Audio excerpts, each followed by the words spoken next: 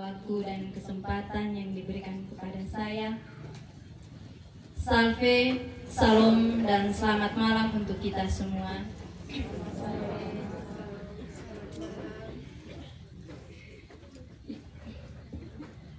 Yang saya hormati Bapak Pastor Paroki Romo Adop beserta rekan pastor.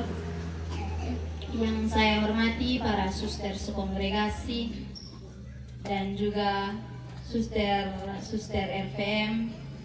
Yang saya kasihi para undangan sekalian, dan juga yang sangat saya cintai adalah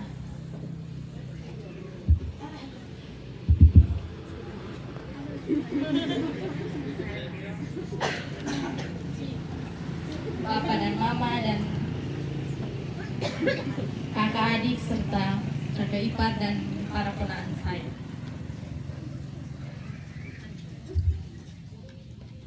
Puji syukur kita panjatkan kehadirat Tuhan Yang Maha Esa atas berkat dan penyertaannya sehingga kita sehat walafiat serta kita dipertemukan di tempat ini untuk mensyukuri berkat Tuhan yang terjadi pada saya.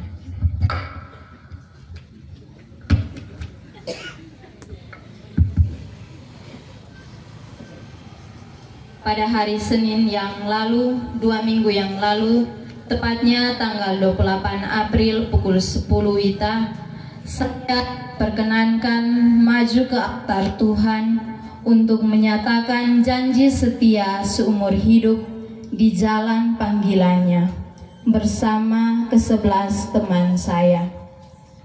Saya berada di sini bukan yang paling hebat atau yang paling terbaik, tetapi karena Tuhanlah yang memelihara panggilan saya, terutama Dia yang memanggil dan memilih saya.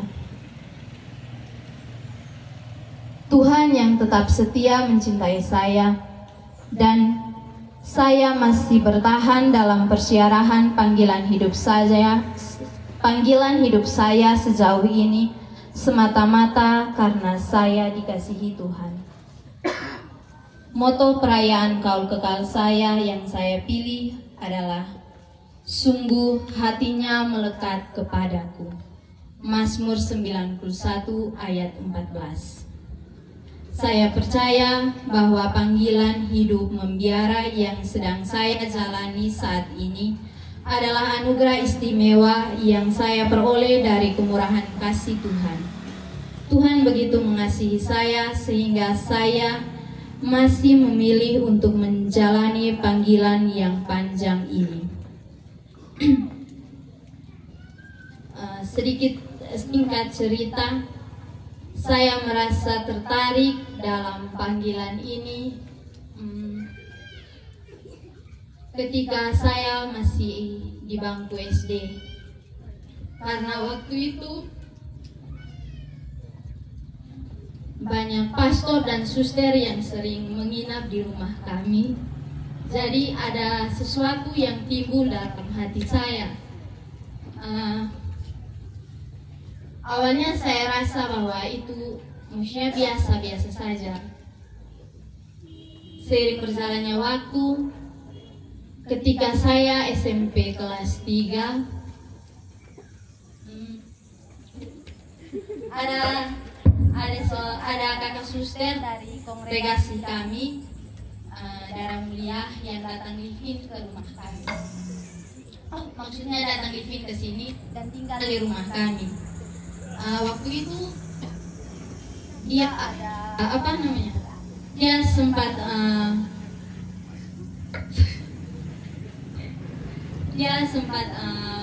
cuci pakaian, jadi dia jemur di jemuran. Terus saya bilang ke mama, kapan di rumah kita ini gantung pakaian putih.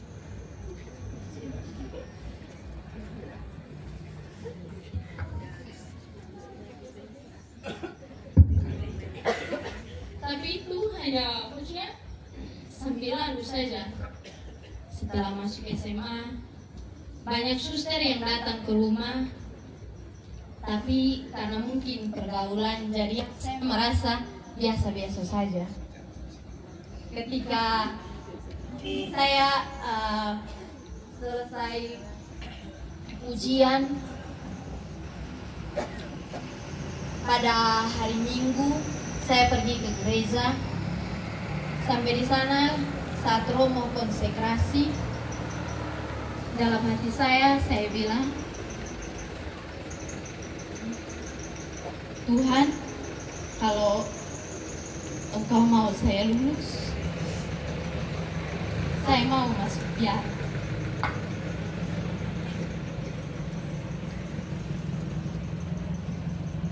Dan ketika itu pengumuman lulus, saya lulus.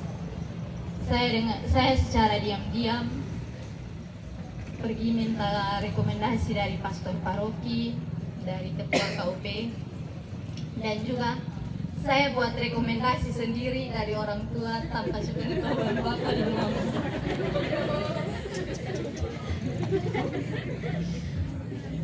Karena memang dalam rumah bapak dan bapak, kakak, adik semua tidak setuju. Yang setuju hanya mama. Jadi mau tidak mau saya harus buat seperti itu. Dan ketika tinggal 2 atau 3 hari saya mau berangkat, saya bilang di bapak dan mama bahwa saya mau masuk biara. Awalnya mereka tidak mau, hanya mama saja yang mau. Jadi waktu hari saya mau masuk ke biara, saya mau jalan ke biara, bapak tidak ikut antar.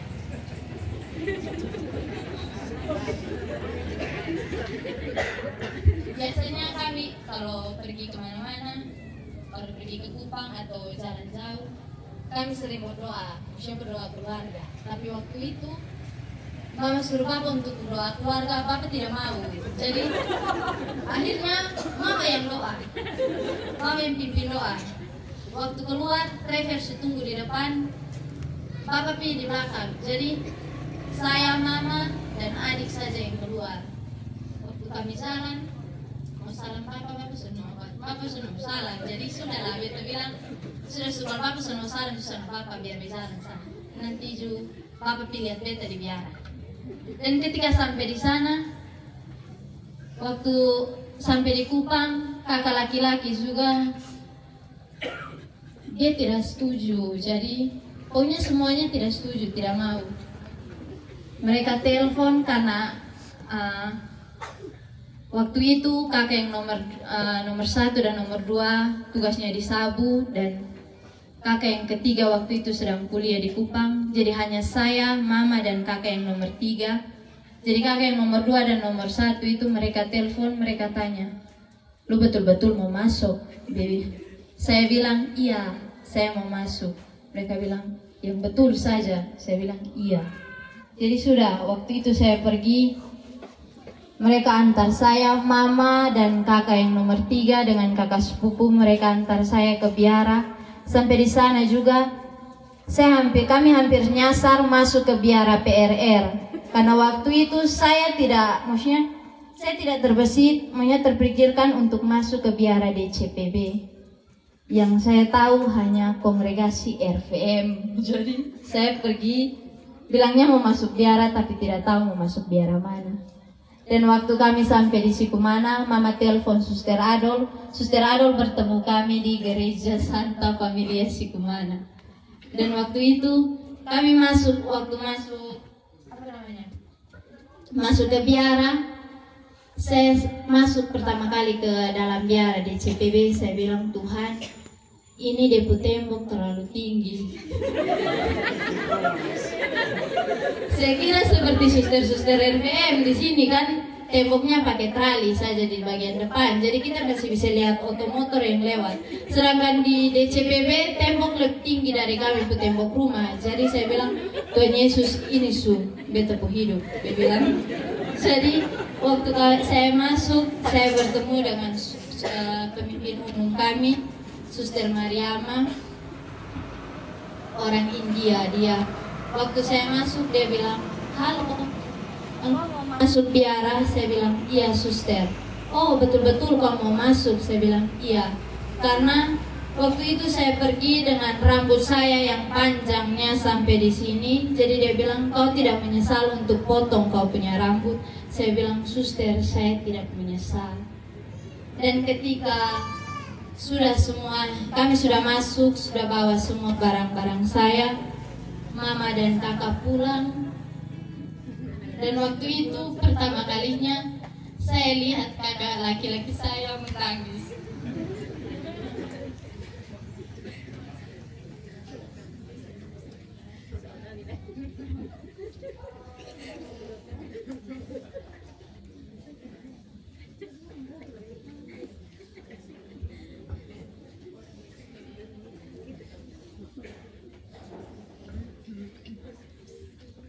Itu pertama kalinya saya lihat dia menangis untuk saya, karena dia orangnya tidak pernah menangis. Biarpun mama dan bapak sakit pun kami semua menangis, dia tidak pernah menangis. Jadi itu pertama kali saya lihat dia menangis.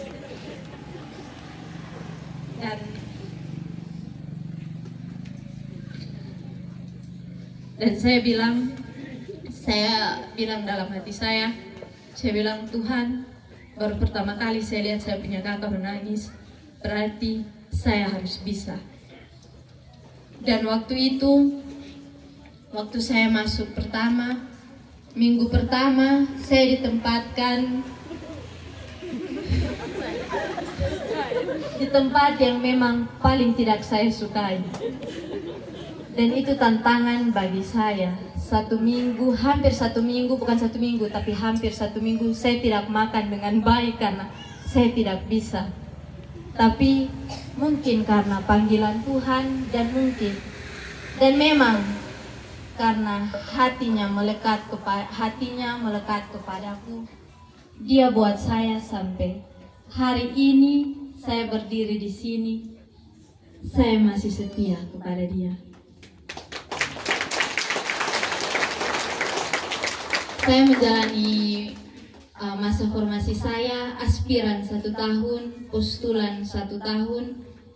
Aspiran saya menjalani masa formasi aspiran di Sikumana, masa postulan 1 tahun di Taklale, dan masa novisiat 2 tahun di Taklale juga. Dan pada tanggal 13 Mei 2019 saya menerima kaul pertama saya. Di situ baru bapak saya bilang kepada saya bahwa, Wita, ini yang Bapak mau.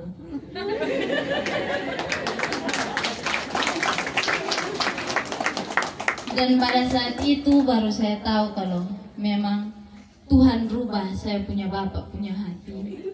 Bukan hanya bapak, tapi kakak-kakak dan juga adik saya. Karena dulu waktu saya baru mau masuk, hanya mama saja yang mau. Kakak, adik semua mereka tidak mau, tidak setuju. Karena bapak sempat mau daftar saya untuk kuliah, tapi karena saya maunya lain, jadi sempat bapak tidak mau bicara juga dengan saya. Dia tidak mau kalau saya masuk biara. Tapi pada akhirnya dia bilang, Wita, ini yang bapak mau. Dan pada saat itu saya seperti menerima sesuatu kekuatan atau sesuatu yang beda dalam diri saya. Saya bersyukur karena Tuhan betul-betul merubah hati dari bapak dan kakak-kakak saya serta adik saya dan juga saudara-saudara saya, sehingga mereka mau mendukung saya dan mau merelakan saya untuk menjalani panggilan ini. Setelah kaul pertama, saya ditempatkan untuk membuka komunitas baru di Karawang. 2 tahun saya bertugas di sana, dan setelah itu saya diminta untuk saya dipindah tugaskan di Italia dari tahun 2021 sampai sekarang.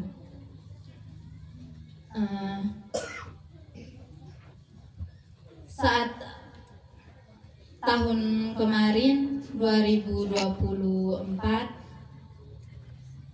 saya dengar kabar kalau nanti kami mau kaul kekal. Suatu pukulan hebat juga terjadi dalam keluarga kami, secara khusus bagi saya, karena saya kehilangan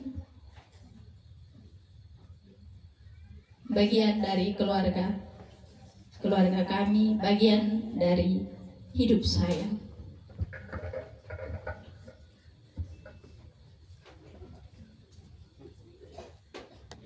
Tapi saat itu juga Tuhan betul-betul membuat sesuatu yang berbeda dalam diri saya. Ketika saya merasa terpuruk, yang sangat-sangat terpuruk, pemimpin umum kami datang ke komunitas kami. Dia beritahu kalau, Roswita, siap-siap karena kau harus kaul kekal tahun depan. Saat itu saya bilang, Tuhan,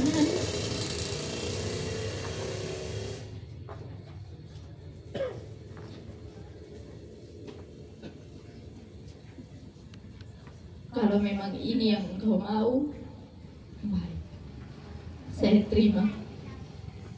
Karena memang jalannya adalah jalan penuh kebahagiaan. Saya tahu kalau Tuhan pakai saya ikut panggilannya, saya ikut pilihannya. Belum tentu saya dapat yang enak-enak semua. Pasti ada saja yang mungkin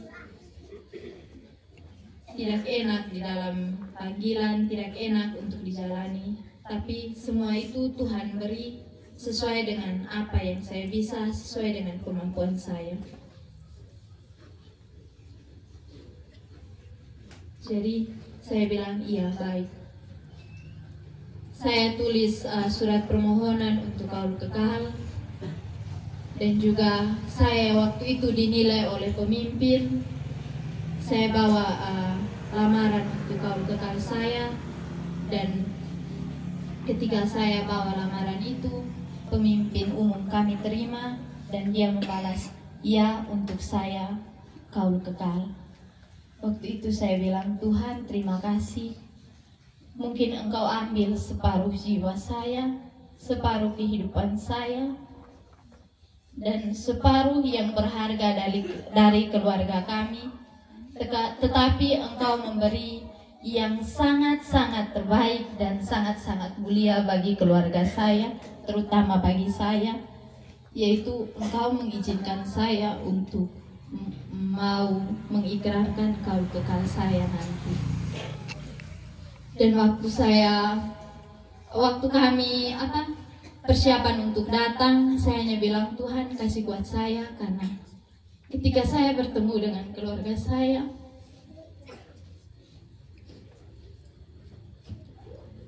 pasti ada anggota keluarga yang kurang, tapi Tuhan juga pasti yang kasih yang terbaik untuk kami. Dan puji syukur karena perkenanan Tuhan, semua berjalan dengan baik. Saya mengikuti proses persiapan kaul kekal dengan baik.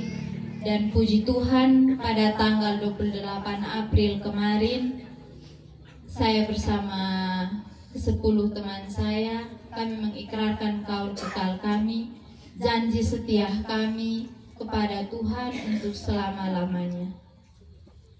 Dan terima kasih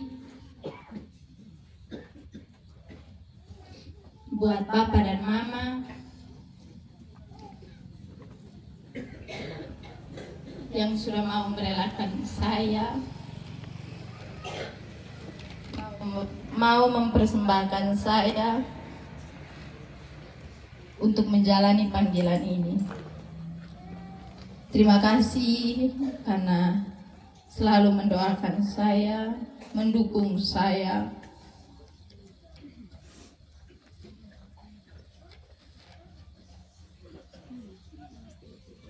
Saya tidak punya apa-apa.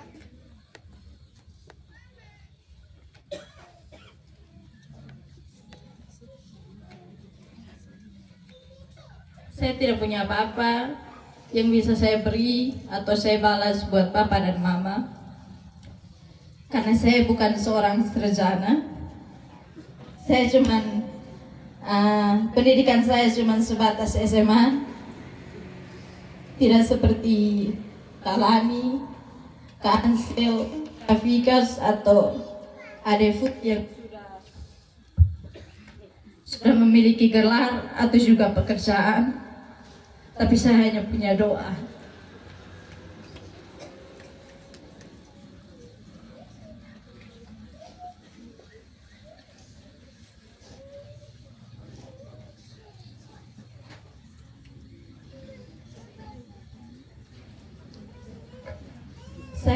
Saya hanya punya doa yang tulus buat kalian.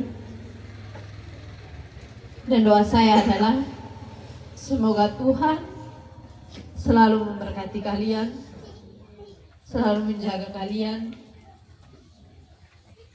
dimanapun kalian berada. Terima kasih karena sudah menjadi orang tua yang terhebat buat saya, Kak Lani, Kak Ansel, Kak Vika, Kak Defu, Kak Jeffrey, Jensen, Jela, Jolie, dan Evan.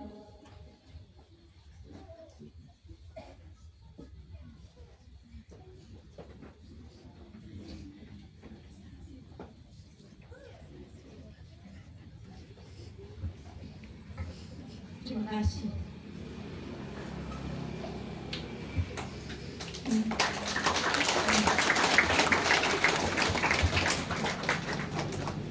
Dan terima kasih untuk keluarga yang selalu mendoakan saya, selalu mendukung saya.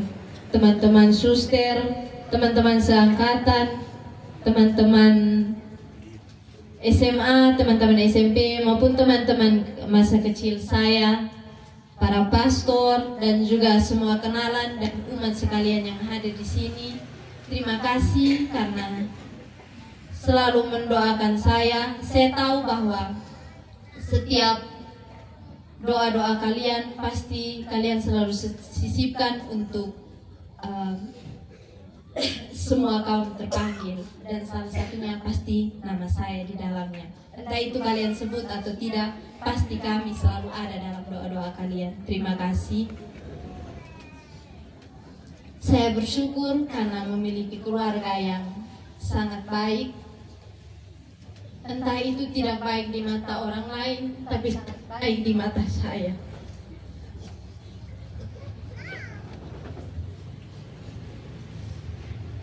Terima kasih karena selalu mengajarkan hal-hal yang baik.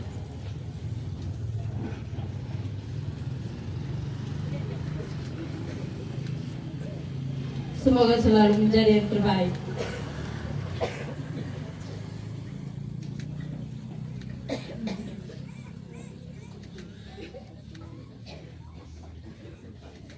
Terima kasih untuk keluarga.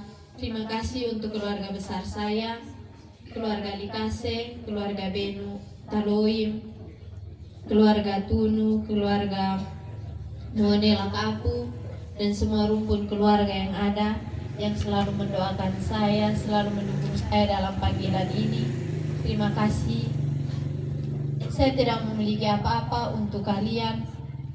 Saya tidak bisa membalas semua kebaikan kalian. Yang bisa saya beri hanya doa.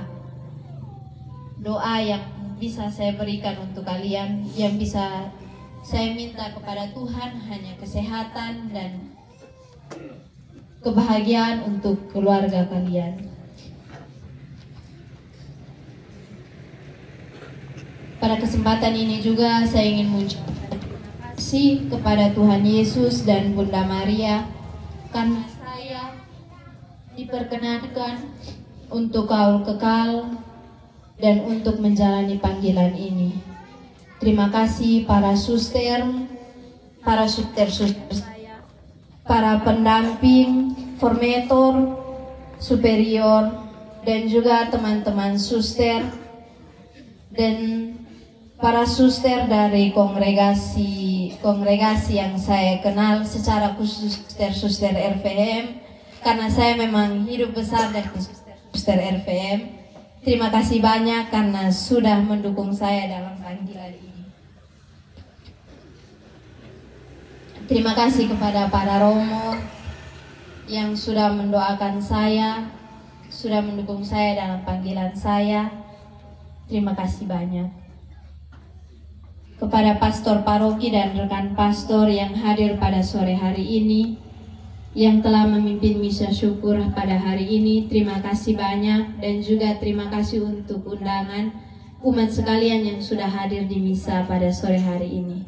Kepada semua pihak yang berpartisipasi dalam perayaan misa syukur kaul kekal saya, kepada orang tua dan sanak saudara dan keluarga saya, para panitia penyelenggara perayaan syukur kaul kekal ini, semoga Tuhan memberkati dan melimpahi kasih karunia kepada kita semua. Shalom, terima kasih, salve dan selamat malam.